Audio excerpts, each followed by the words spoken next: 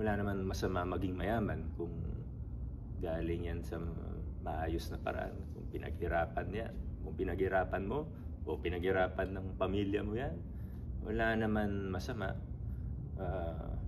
Of course, as public officials, we have a code of ethics.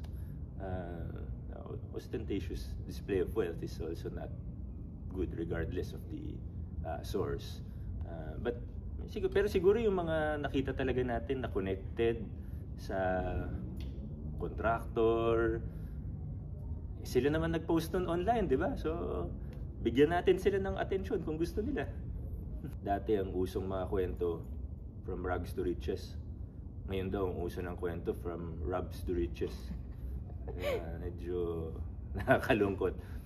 Pero kailangan nga, pansinin natin yung mga ganong kwento, yung mga ganong pagkakataon.